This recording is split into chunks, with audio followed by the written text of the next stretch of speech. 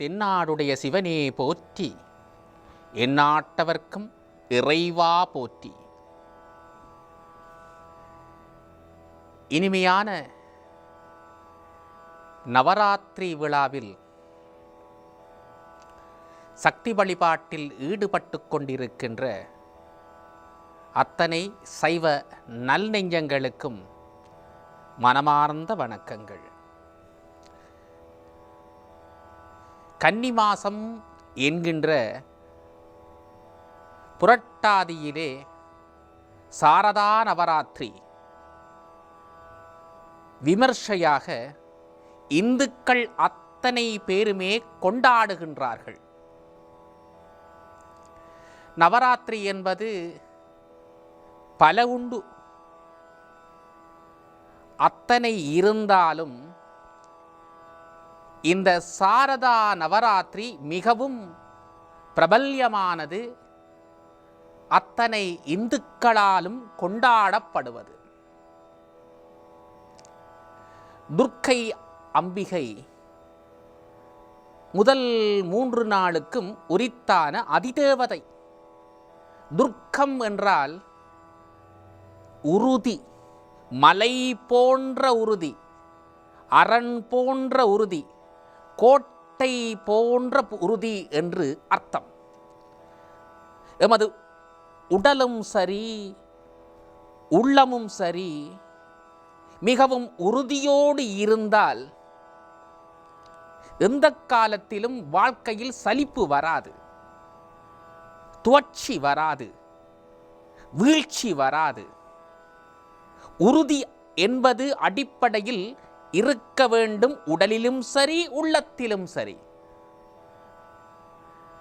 அவ்வாறு உறுதியோடு இருந்தாலே வெற்றிதான். அதற்காகத்தான்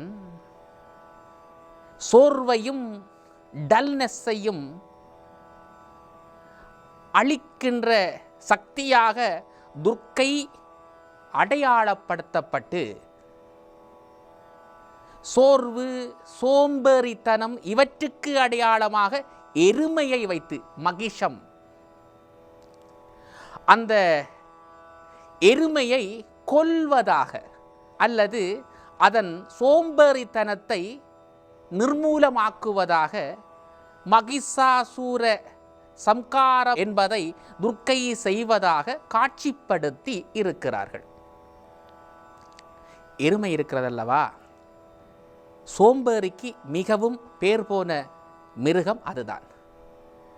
ஒரு ஆள் சோம்பலாக இருந்தால், என்ன எருமை போல சோம்பி கிடக்கிறாய், எலும்பு அதட்டுவது எங்களுக்கு பழக்கமான ஒன்று.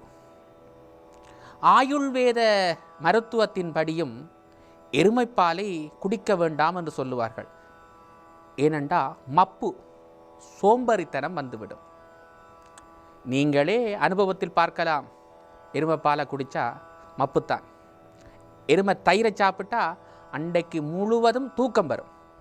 சோம்பரித்தனமாக அன்றைய நாளே கழிந்துவிடும். ஆகவே சோம்பேறி, டல்னஸ், சோர்வு இவற்றின் அடையாளமாக இருக்கின்ற மகிஷனை துர்க்கை அடக்குகிறாள் என்பது ஒரு தத்துவமாக 3 நாளுக்கும் துர்க்கையை வைத்து பாவனை பண்ணி பெரியவர்கள் எங்களுக்கு வழிகாட்டி இருக்கிறார்கள். அடுத்த 3 நாளும் பார்த்தா லக்ஷ்மி, லக்ஷ்யா என்கின்ற சமஸ்கிருத சொல்லிலிருந்துதான் லக்ஷ்மி என்கின்ற பதம் வந்திருக்க வேண்டும் என்று ஆய்வாளர்கள் சொல்லுகிறார்கள். லக்ஷ்யா என்றால் லட்சியம், நோக்கம்.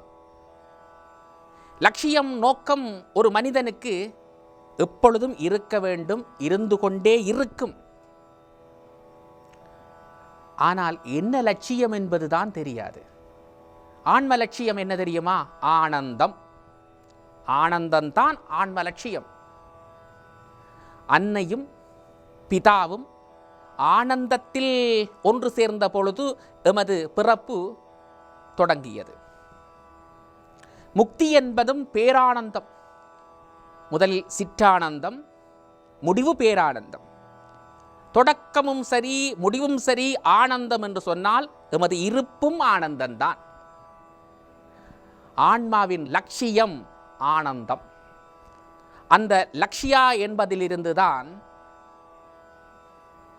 லக்ஷ்மி என்கின்ற பதமே பிறந்ததாக சொல்லுவார்கள். ஆனந்தமாக இருப்பது எப்படி? வேறு ஒரு விஷயமும் இல்லை. ஆன்மா நாங்கள் நிகழ்காலத்தில் இருந்தாலே ஆனந்தம்தான். ஆனந்தம் எப்பொழுது தொலைகிறது தெரியுமா? இறந்த காலத்திலோ எதிர்காலத்திலோ எமது சிந்தனைகள் ஓடிக்கொண்டிருந்தால் நிகழ்காலத்தில் நடக்கின்ற அனுபவங்கள் அனுபவிக்கப்படாது, அனுபவமாக தெரியாது, இன்பமாக உணர முடியாது. நிகழ்காலம் எப்பொழுது எல்லாம் கூடுகிறதோ, நிகழ்காலத்தில் நாங்கள் இருக்கிறோமோ அந்த நேரத்தில் துன்பங்கூட இன்பமாக தெரியும். கொஞ்ச காசு இருந்தாலும் அவை சந்தோஷம் தருவதாக உணர்வோம். கொஞ்சம் உணவு இருந்தாலும் அவை நல்ல சந்தோஷத்தை எமக்கு தரும். எமக்கு கிடைத்த பிள்ளைகள் கூட ஒரு சிறந்த குழந்தைகளாகவே எமக்கு தெரியும். அதற்கு முக்கியமாக என்ன தேவை? நிகழ்காலத்தில் வாழ்கின்ற உணர்வு தேவை. அந்த நிகழ்காலம்தான் ஆன்மா அடைகின்ற ஆனந்தம் என்று சொன்னால், அந்த நிகழ்கால ஆனந்தத்தை அனுபவிக்கின்ற அனுபூதியை, அந்த அனுபோகத்தை தருகின்றவள் லக்ஷ்மி.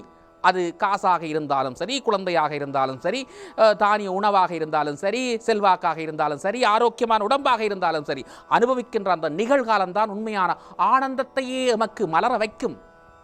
லக்ஷ்மி, சரஸ்வதி. ஈற்று 3 நாளும் சரஸ்வதி தாயை கொண்டாடுவோம். ஞானத்தின் கல்வியின் அதிதேவதை. கலா என்றால் வளர்தல் என்று அர்த்தம். கலா என்ற சொல்லிலிருந்துதான் தமிழிலே கல்வி, ஆங்கிலத்திலே கல்ச்சர், பிரெஞ்சிலே கொலே என்கின்ற வித்தைக்குரிய சொற்கள், கலாச்சாரத்துக்குரிய சொற்கள் பிறந்திருக்கின்றன என்று காஞ்சி பெரியார் சொல்லுவார். கலை என்றால் வளர்தல். ஒரு சமுதாயத்தை, ஒரு தனி மனிதனை எது வளர்த்து வளர்த்து வளர்த்து உன்னதமான ஒரு நிலைக்கு கொண்டு போகின்றதோ அது கலை.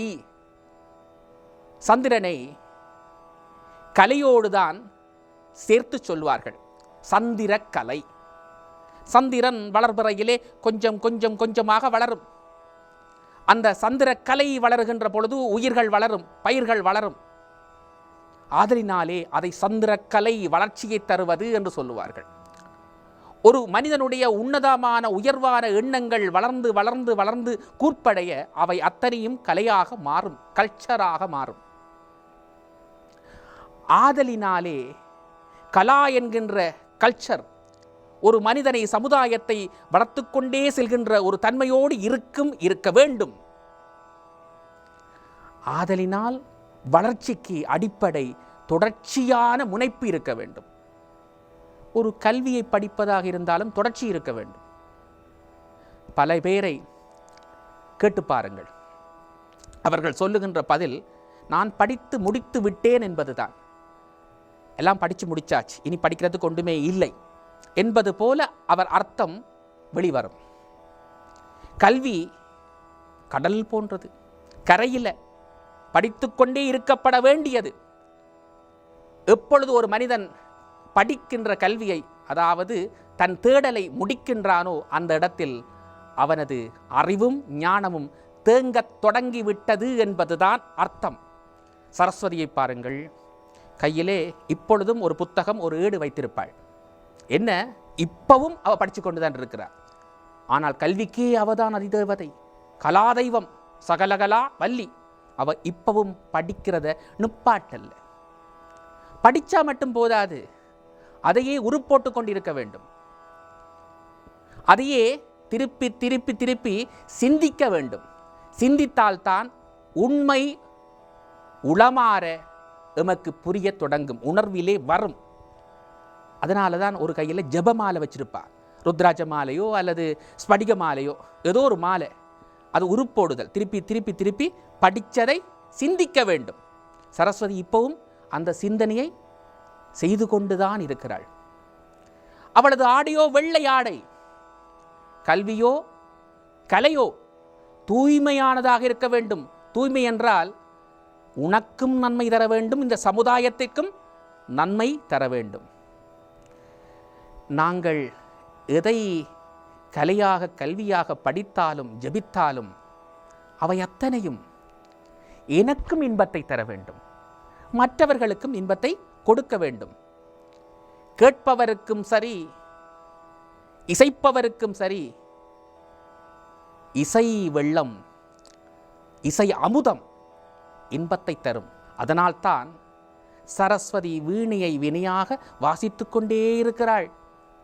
அதை வாசிப்பதால் அத்தெய்வத்துக்கும் இன்பம், அதை கேட்பதால் எமக்கும் இன்பம். கலை என்பதும் அப்படித்தான், அவனுக்கும் இன்பம் தர வேண்டும், அதை நுகர்கின்றவர்களுக்கும் இன்பம் தர வேண்டும். இது சரஸ்வதியின் தாத்பரிய வடிவம். மொழிக்கே அதிதேவதை சரஸ்வதி தான். சரஸ் என்ற சொல்லுக்கு பேச்சு, பொய்கை, ஈரழிப்பு என்று பல அர்த்தங்கள் இருக்கிறது. பேச்சுக்கு எது நிலைக்களன்? வாய்தானே நிலைக்களன்.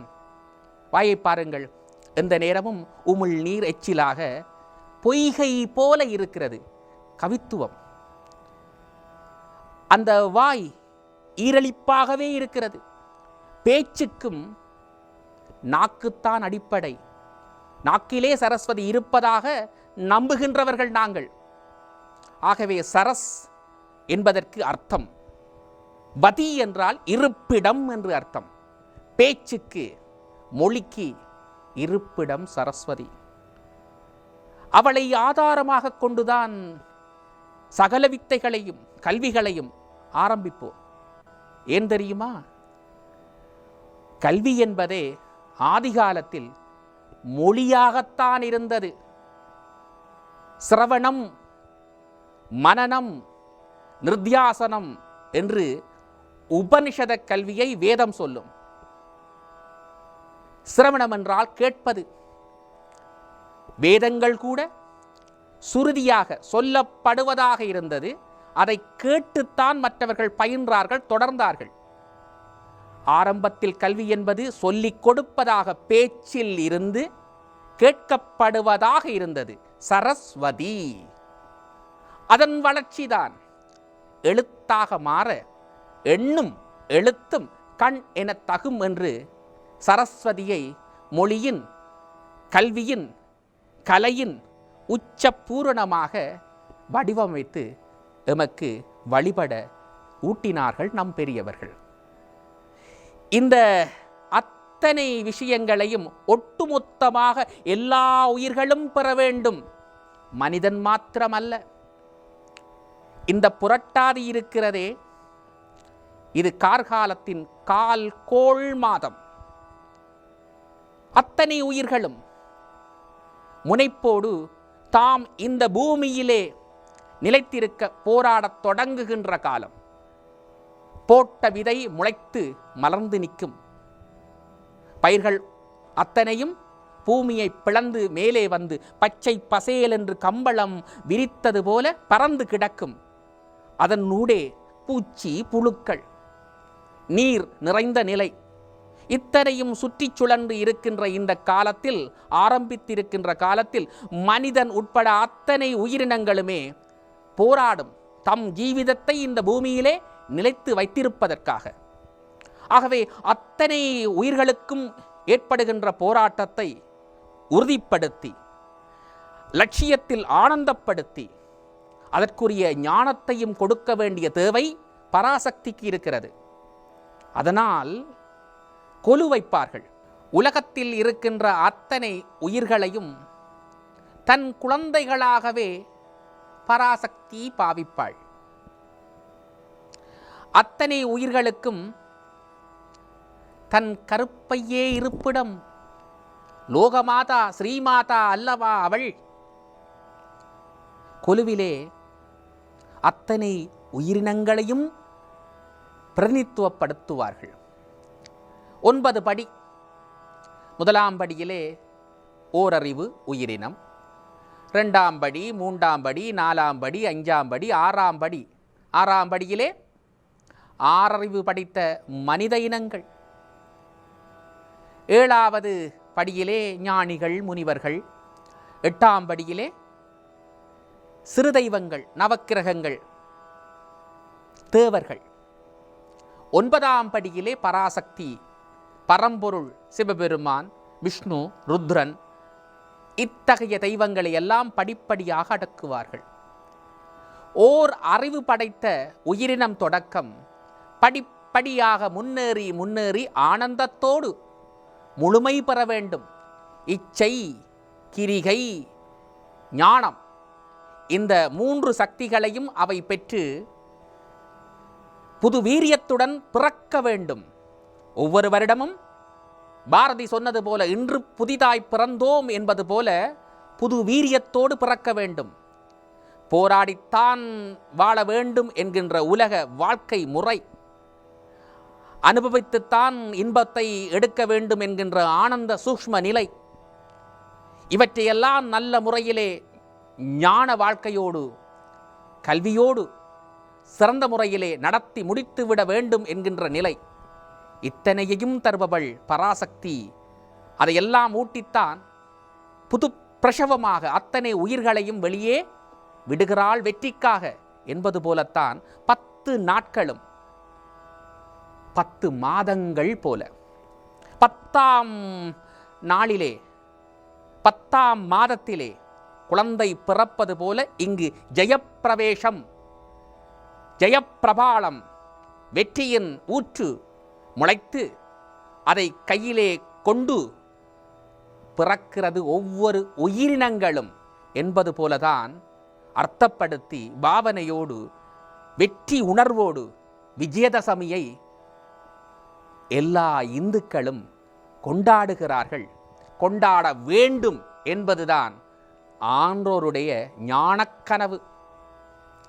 இந்த முறைமையை முழுமையாக தெரிந்தவர்கள் கடைப்பிடித்து வெற்றியை தம் வாழ்க்கையில் உறுதிப்படுத்தி இருக்கிறார்கள். நவராத்திரி விரதத்தை முதலிலே ஸ்ரீராமச்சந்திரன் தான் கடைப்பிடித்தார் என்று புராணங்கள் சொல்லுகிறது. இந்த விரதத்தை கடைப்பிடித்ததன் காரணமாகத்தான் பிரிந்திருந்த சீதை எங்கு இருக்கிறாள் என்று ஸ்ரீராமனுக்கு தெரிந்ததாம். அது மட்டுமல்ல, ராவண வதம் விஜயதசமியில் நடந்ததாக சொல்லுவார்கள், புராண குறிப்பு இருக்கிறது. பாண்டவர்கள் கூட வனவாசம் முடித்து அஞ்ஞாதவாசம் முடித்து மீண்டும் புது பலத்தோடு ஆயுதத்தை மீட்டு எடுத்த திருநாள் விஜயதசமி. விஸ்வாமித்திரர், பிரம்மா, விஷ்ணு இத்தகைய முனிவர்கள், தேவர்கள், கடவுள்கள் கூட இந்த பராசக்தியை நவராத்திரி காலத்தில் வழிபட்டு வெற்றி பெற்றிருக்கின்றார்கள் என்று புராணச் செய்திகள் சொல்லுகின்றன. சும்ப நிசும்பர், மகிஷாசூரன் இத்தனையும் பராசக்தி அளித்து வெற்றியை, வாழ்க்கையின் உறுதியை, ஞானத்தை, ஆனந்தத்தை தருவதாக தத்துவப்படுகின்ற இந்த நவராத்திரி விழாவை மனப்பூர்வமாக கொண்டாடுவோம். உடலில் உறுதி பெறட்டும், நோயற்ற வாழ்வு கிடைக்கட்டும், ஆனந்த இன்பம் அனுபவமாக பெறட்டும்.